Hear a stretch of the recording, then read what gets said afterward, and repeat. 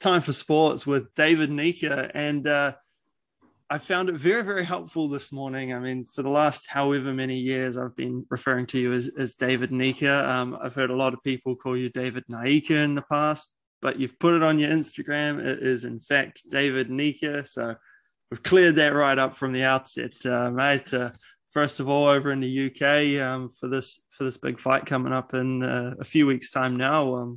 First of all, how is everything going over there, and how have you found the transition? Yeah, it's everything's going great. I feel really comfortable. It's a great environment. We've got Joseph. He's been a mentor for me, and also just a really good mate. A bit of familiarity from home, so that's been really nice. And then obviously getting to know Andy Lee really well has been he's another great input to this camp and to my development. So I'm learning a lot every day, and of course being in the Fury gym and having the Furies around is another massive bonus. So yeah, I feel pretty lucky. What was the driving factor behind linking up with Andy Lee? Was it just because Joe's been working with him and he's got pretty high regards for him? Yeah, it was partly that. It made it a lot easier because I could kind of use Joe as almost as a medium, and Duco have actually helped quite a lot, just making those connections for me and with me. So I kind of mentioned to Andy a few times over social media that I was interested to come and train, and he gave me the thumbs up. Said he was really keen to have me there, have me here, and yeah. Long story short, here we are, and everything's going really good. Everything's starting to click a little bit. I'm starting to get a little bit more fluidity in my training, and just a bit more of a professional style, which is something that won't negate anything from my boxing. It's all positive stuff. It's just the main difference is I think my punches are going to hurt a little bit more, which it's not a bad thing for me. I know before you flew over to the UK, you were talking about potentially moving overseas for your career, and things have gotten a little bit stagnant here. You were sort of left to your own devices. What was the biggest, or maybe even the first initial reaction to just how different things were in the UK? Like, were Andy and even Tyson getting into you from the outset? Like, as soon as you showed up, they're like, "You're doing this wrong. You're doing this wrong." Yeah, that's exactly what it was like. I've been and worked with the GB boxing squad, the amateur boxing squad, on 3 or 4 occasions, and that was always really positive. But their whole kind of strategy around boxing was different, and the way they taught their boxers was some in some ways it was the same, but in other ways very different. Just I basically had to change my stance, my balance, I realized how tight I was on my shoulders. I had to put my shoulders down. My defense is a little bit different. It's all they're very small changes, but they're fundamental. So that's right from the get-go. I think I just got in the gym for the first time, and I was shadow boxing, did my first round of shadow boxing, and within 30 seconds, Tyson pretty much jumped in the ring and said, "This doesn't work, that doesn't work, you're doing this like that and it doesn't work." And I was like, "Oh God, here we go." But I've been a sponge to all this new information, and it's actually been really cool. I feel like I've had to undo a few things, but they're finally kind of coming back together, which is really positive, and I think it's going to make a big difference and a big improvement to my boxing. How has it been just working with Tyson Fury? What's he like as a bloke? He's exactly what you'd imagine. He's like a huge character. He's I don't know. He's like, he gives a new kind of he gives a completely new meaning to authenticity. He's exactly himself all the time, every time, and so you're not gonna get anything past him, And I feel like I'm quite a genuine dude. I'm quite open and honest, but when he kind of he'd asked me a few questions just about my whole approach towards boxing, and all of a sudden I felt like a bit of a fraud. I was like, shit, I was like, why am I doing this? What do I want to do with my life? Like, and he's a very matter of fact and very like blunt and honest person, and it's like it's confronting, but it's also, you know, you need to confront yourself every so often. So I feel like it's you know, it's required me to ask a few questions of myself that could easily go unasked, which is, you know, like just as dangerous in a sport like boxing. The fight is on the undercard of Joseph Parker and Derek Chisora II. You guys are training together. So that's December 19, New Zealand time. And you still don't have an opponent. What's sort of the go there? Do you have any names on the table, or is it just still waiting for someone to put their hand up?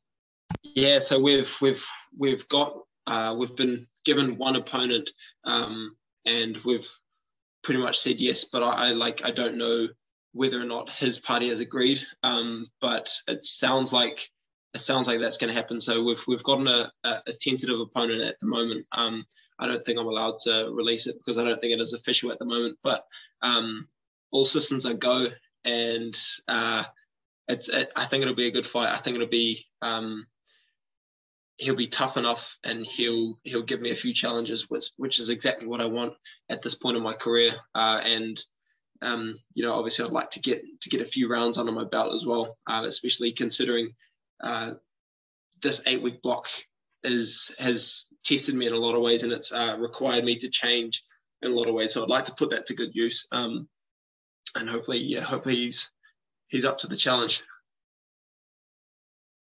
Yeah, it would be quite nice to see a few more rounds after that kind of weird way the debut played out at the start of the year. With the fight being on, you know, such a big card, your first pro fight in international setting with Matchroom as well. Like, how has this played out for you with being an international fighter now? Like, is this just a one fight contract, or is there potential for it to, you know, expand into something more with Matchroom, depending on how things go? Yeah, at the moment I have all my doors open, and I'm not pinned down to any one promo company, but this is definitely gonna, you know, my pathway forwards could very well change depending on how you know, how I go and how I'm received by the UK public. But at the moment, I'm very much a free agent, and I guess I'm just trying to get all my ducks in a row, especially considering that I still have Commonwealth Games just around the corner in Birmingham. So at the moment, I just want to make sure that I've got all my options open, and that, you know, I can make enough money to get by in the meantime. But I'd really like to sign a big contract next year. Yeah. So with the Commonwealth Games, I know at the end of the Olympics, things were up in the air because, I mean, who really knows what's going on with eligibility these days between how many pro fights you can have. But Com Games is still something very much on your mind. And I guess because you're in the UK and Com Games is in Birmingham, it makes things a little bit easier to perhaps commit to that. Absolutely. It's not just that. It's also, you know, High Performance Sport New Zealand have invested resources and facilities into my campaign, and so I feel like I've relied really heavily on High Performance Sport and the NZOC. Like they've done so much for me. You know, I've been a high performing athlete, but I haven't had the same kind of I guess the resources in New Zealand for boxing aren't that of the UK boxing. The GB boxing, for example, I think they have like a ridiculous budget of like £14 million per year, whereas we have a very small amount of money to go towards boxing. So but high performance sport have invested in me individually, and I've relied heavily on them to get me to where I need to be. So yeah, having them on my side has been a massive bonus. So the fact that Birmingham is just around the corner and it's just down the road makes a lot of sense. And I don't think I think there's only 2 other athletes that have ever done a three-peat at the Commonwealth Games. So that's a pretty cool stat if I can get that one done. So you're 100% locked in and confirmed for the Com Games then? That's definitely something you're going to do? I'm not sure what other requirements there are, but at the moment, I'm just taking one thing at a time. I have this next fight, and hopefully I'll get a couple more fights before the Com Games, but that's definitely the direction that I want to head in at the moment. With this fight, we had that press conference a couple of weeks ago, and you shared some stuff on the social media afterwards of you sitting in the crowd while everyone else was getting interviewed. What was that experience like? Was it a little bit strange being the new kid in town and no one really knowing who you are? No, absolutely not. No, I really like it, if I'm being honest. It's I really thrive in environments where I'm a small fish in a big pond. I feel like there are some really big players out there, and I need something to chase. I need something to work towards. Part of the reason I felt so stagnant in New Zealand is because there isn't something to chase. I've kind of hit the ceiling in New Zealand, and so coming into an environment like this where I'm being pushed around by heavyweight world champions and working with legends every day, and also being on the fringe of the very elite in professional boxing is really exciting. And I think that's something that I need to keep me interested and keep me moving forward, because if you don't have something to chase in a sport like boxing, you're just kind of just flailing around on the wind. So this has been it's been a great opportunity for me to use that to my advantage, because that's what excites me and that's what makes me perform well, I guess. And yeah. Kind of reminded me a couple of years ago in the NBA, there was sort of a similar situation where before one of the drafts, all of the media were circled around Zion Williamson. And then there was this guy, Goga Bitadze, who was just sitting by himself on a table next to him. And someone said, use it as fuel. So I guess it's a similar sort of situation there, right? Absolutely. Yeah, I think athletes that don't... I have very high standards of myself, and I know where I'm headed, and that's almost what fuels me. What fuels me is that this is just another challenge, and I know that I'm going to be able to win over the fans here in the UK by being myself and being the best version of myself. And I'm going to continue to grow, working with Andy, working here in Morecambe. I'd like to keep working with the same team beyond this camp, but this feels like a very, very special time to be in this very place on earth. So I feel like I'm just trying to be as present as I can, and I think I'm going to do some cool things here. What can you tell us about Morecambe? It's not really a place many people will know too much about. No, it's I actually just learned a stat today. This is secondhand information, so it might be incorrect altogether, but I heard that it's got the highest rate of drug addiction in the UK, which I was like, oh, okay, there you go. But yeah, that's secondhand information, but it's pretty dreary. The waterfront's really nice. Like we run out on the waterfront 3 or 4 days a week, and it's nice. Like I'm enjoying my stay, even though the weather's been pretty crappy, but it's quite cool actually. This is like unrelated, but there are a lot of Springer Spaniels. Like obviously we're in England, English Springer Spaniels. I've got an English Springer Spaniel back home, so that's kind of nice. It's kind of like a little bit comforting seeing my dog running around everywhere. But yeah, I miss that little dude. Seeing the ears flapping in the wind. Yeah. Yeah. Oh, good, man. And you're obviously working with Joseph Parker, who, a lot of people quite interested to see how the second fight goes after the first one. How's he looking? What's the work been like with him? Yeah, he's looking good. He seems really comfortable when he's eating. Like, one of the things I've noticed is like, he's eating really well. We're not overtraining. We're not doing too much. But he's in great shape. He's strong. He's fit, and he's eating well. And I think he's a little bit heavier than he has been in the past. But I think that's kind of what he's going to need to be able to fight back against Chisora, who is a bit of a bully in the ring. So he's looking really good. We've started sparring the last couple of weeks, so it's been cool to watch him evolve, and he is still an evolving boxer at the moment. So it's cool to see how he's changed. And John Fury was actually saying after sparring today that he's a completely different fighter, and that he's like so much sharper, so much fitter.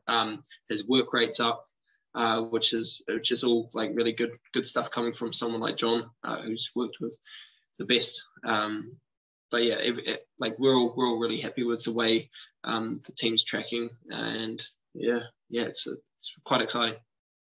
Is Tommy Fury training with you guys too?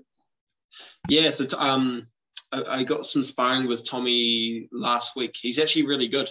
I only watched one of his fights. It would have been his last fight against Anthony someone, but from the little that I've seen of Jake Paul, I don't think Tommy will have any issues with him. If he brings his A game, it should be a walk in the park. I had a really funny quote. I think Tyson said, you could throw a handful of beans at Jake Paul and you wouldn't miss. You'd hit him. He's that easy to hit. But yeah, no, I don't see Tommy having any issues. He's actually really good. I think he might have blown my eardrum. Just for that. I've got terrible eardrums, to be fair, but he's a good boxer. He's fast. He's got all the right attributes, the right tools, and he's also pretty clever in the ring as well. He's got a great team behind him. I think he's going to do fine. Yeah, I'm very, very interested to see how that one goes, given that Jake hasn't fought any boxers yet, just mixed martial arts guys, and I mean that's a very different sport. Yeah, it is. It's but it's the entertainment business. It's not it's not the sporting business really. But the way I see it, Tommy's a high performing athlete. Whereas Jake Paul's he is still a YouTuber. He's a good, like, he can fight. Like, from what I've seen, he's actually, he can brawl. But Tommy's a real boxer. So that's going to be the difference, I think. Who's given you your hardest sparring so far in the camp? It's all been kind of relative, I guess. The sparring I did with Tyson was more. It was pretty sketchy. It was sketchy sparring, so it was quite back and forward in terms of like us trying to tag each other cleanly, which was hard for both of us. Me and Tommy had good sparring. It was a little bit tougher, more physical. And then I sparred with a couple of guys today. Yesterday, sorry. One of the professional heavyweights that Joe's using for sparring, and another top cruiserweight prospect, Jordan Thompson. And they're both good boxers as well. But I haven't taken too much damage, which is the good thing. So it's all relative. And sparring, you're not trying to beat the snot out of each other. But I feel like I'm learning and I'm growing. So that's the main thing. When you say you haven't taken too much damage, I mean, people from the outside will see sparring videos, and it looks like people are at times going quite hard, at times not so much. Can you just sort of tell us a little bit about what sparring is like, what you're trying to achieve, and like maybe some of the damage you have taken in the past? Yeah, well, sparring at the moment, I'm trying to work on the things that Andy wants me to incorporate into my style and make it part of my boxing style. And there were a couple of moments where I had like that light bulb moment. I was like, oh, that's what he means. And that's really exciting. And it was exciting for him. It was exciting for me because like without going into detail, it's going to make a big difference moving from amateur to professional boxing. So that's really exciting. So I'm not necessarily trying to win the sparring session, but if I can come away feeling like I've had a light bulb moment in every sparring session, then that's a massive win. Because I'm already a top boxer. I know I can beat a lot of guys in fights, but I want to keep growing. And so using sparring as a tool as opposed to a way to get tougher and stronger, that's the key, is to make sure you're learning something every time. But I like, obviously sparrings can be pretty tough, and like at times you do have to like put your foot down and bite down on your on your mouthpiece. But like I've never been knocked down or out. I do have like really bad eardrums, like my eardrums just blow and it goes bing, and then I'm like, oh, okay, that's gone. It's gonna it only takes a few weeks, but I know that I think I talked to my dad on the phone last night, and he said, yeah, I think you've inherited my bad eardrums, because he started boxing after I did, and he also gets burst eardrums. The only difference is his ones don't heal themselves because he's a little bit older, so he has to go and get them sewn up. But mine have I'm like, who heals? We're like, I'm like Wolverine heals, doesn't he? Yeah. Wolverine heals. Who else heals? A lot of those superheroes. My ears are good, but like it makes an easy excuse if I don't hear someone. It's just like my ears are no good. For selective hearing. But I think I have lost a little bit of hearing. I'll probably have a hearing aid by the time I'm like 35, 40, I reckon. But that's okay. That's, as long as I have money in the bank by then, I think it'd be worth it. And I think I should be able to afford a hearing aid. So yeah, not too bothered. Not looking that far into the future, but with just under a month now until the fight, how do things look over the next couple of weeks? When do you start sort of tapering off? So fight week we'll start easing right back. But at the moment, I'm just trying to get in the most quality sparring that I can. We had probably our biggest week last week.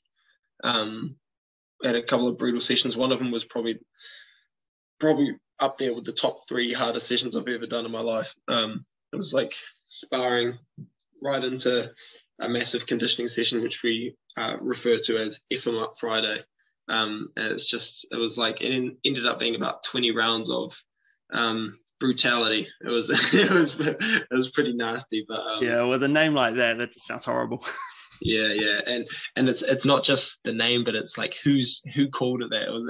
It was Tyson and John Fury that like gave it the name, so it's going to be pretty rough. And Tyson's an absolute maniac. I'd say he's got the strongest mind in boxing, possibly ever. So I think yeah, it's, when you say it's going to be tough, it's going to be tough. Oh, good, man. And I guess just finally, I think last time you and I would have spoken in interview sort of capacity was just before the Olympic Games started, and since then a lot has gone down. Just how he was shorter. Oh man, I can tie it up now. Yeah, I haven't been able to get a haircut for 3 or 4 months. So. But just how, when you reflect on the year, what do you feel like you've achieved, and has everything sort of gone according to plan with how you wanted it to? Yeah, good question. I have high expectations of myself, but I live every moment as it comes. I try not to dwell too much on the good or the bad. I just make sure that wherever I am, whenever I am, I'm happy, and I'm in a good headspace, and that I've got good people around me, and that I'm happy. And that's really the goal. So for me, this year it's been a success. I feel like I've worked hard to be where I am right now, and I'm with good people in good company. and I have a lot of support from the people that care about me. So that's what really matters to me. And I appreciate the interview because you're what makes you're what helped me build my brand and my platform. So I appreciate it. Anytime, mate. Always happy to help. Nice one, dude. Yeah. And with that, I'll let you get back to it. Thank you very much for your time, and no doubt we'll chat again before the fight. Okay, dude. Cheers, Chris. Bye,